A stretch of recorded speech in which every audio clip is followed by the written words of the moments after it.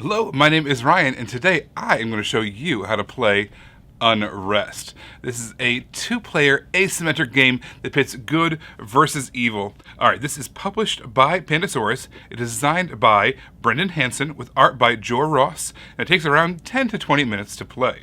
On one side of the battle, we have the all-powerful Empire, who will do whatever it takes to maintain control of its citizens.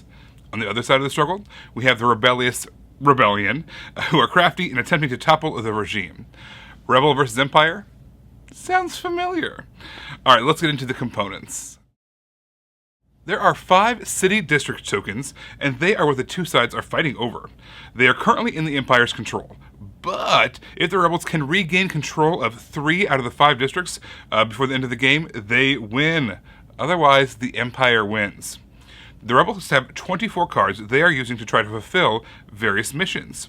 Then we have the mission cards themselves.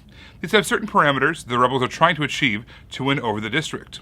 There is an area of interest token that the rebels use to determine which 2 adjacent districts they're going to be targeting that round.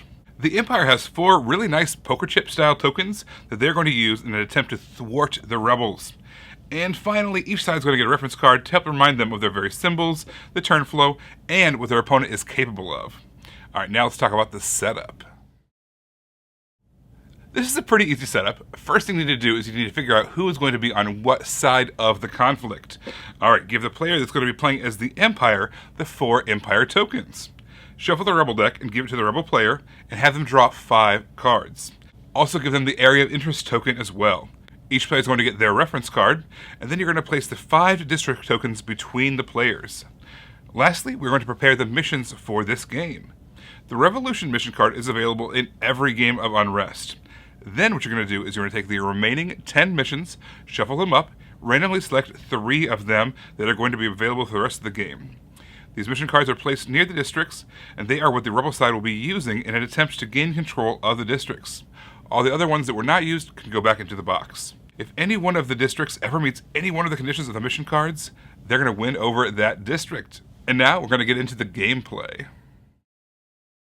Each round, the rebel faction is going to start the turn by placing the Area of Interest token between 2 of the districts. This is where they are targeting and where they're going to put their cards. And then, out of their 5-card hand, they're going to place 3 cards on the table. 2 of them will be face down, but 1 will be face up. The rebel player can always inspect their face down cards. The cards are going to come in 4 suits, and those suits are numbered from 2 to 6. Based off of which missions are available, the suits and the numbers are going to be relevant. They also have 4 misdirection cards as well. They're not going to be used to fulfill any missions, but they're mainly to distract and frustrate the Empire. Now the Empire reacts by taking 2 of their action tokens and resolving them. Now they only have 4 tokens. When they use one of them, they're going to flip it over, showing that it is now locked. And you don't get to unlock your tokens until all 4 of them have been used. Which means when you select your 2 tokens, the remaining 2 tokens were going to be your selections for the next round. But each one of these tokens is powerful and will be used to prevent or delay the rebels from taking over a district. However, the only cards that can be affected are the ones that are currently being played. Alright, let's do a quick rundown of the 4 different action tokens that the Empire can use. First we have Surveil. Surveil allows the Empire to flip over a face-down card of their choice so they can know what it is. Destroy allows the Empire to remove any card from the game. But if it was face down, it stays face down. They don't get to learn what card it was destroyed, unless it was a misdirection. Reroute allows the Empire to move a rebel card to any district, even one that isn't an area of interest right now. And finally, Blockade prevents the rebels from placing in one of the areas of interest districts, and thus they're forced to play all their played cards to the opposite area of interest district. After the Empire has played its tokens and utilized their effects, the rebels resolve their cards and select which ones will go to which area of interest district, unless of course a blockade was used. Always remember to keep face-up cards face up, and face-down cards face down. Alright, now let's talk about the end of the round.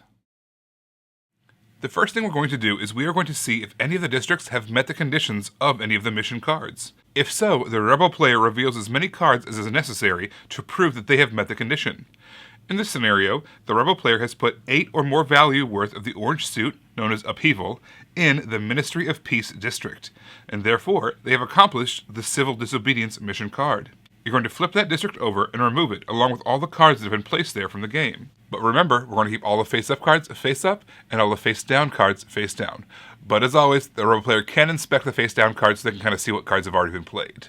Then you're going to tighten up the districts and any associated cards. The mission card that was used can be used again for other districts, so leave it alone. The next step at the end of the round is to check to see if all of the Empire's tokens are locked. If so, they can now unlock all 4 of them. The Rebels redraw 3 cards, so they're now up to their full hand size of 5. Alright, so how does the game end? There are 2 ways that the game might end. If at any point the Rebel player has managed to take over 3 of the districts, they are immediately declared the winner, and long live the Rebellion. However, there is another option as well. If the Rebellion deck ever runs out and there are not 3 cards left in the Rebel deck to draw, that triggers the final encounter. The Rebel player draws that last card and now only has 3 cards in their hand, and this will be the final round of the game. During the final encounter, the Rebellion does not place the Area of Interest token. The entire board is the Area of Interest. They still play their cards as normal, 2 face down, 1 face up, but after the Empire takes their actions, the Rebellion may move their cards to any available district. As before, if the Rebellion manages to get 3 districts under their control, they win the game. However, if the Empire is able to survive the final encounter and still has control of at least 3 districts, the Empire wins the game. Dun dun dun dun dun dun. Well, to wrap things up, Unrest uses components in an interesting way to give the 2 sides not only asymmetric win conditions, but 2 entirely different ways of playing. Hopefully this video has helped you and an opponent prepare to duke it out in a game of Unrest. Well, I'm Ryan, thanks for watching, and I'll see you next time. Bye!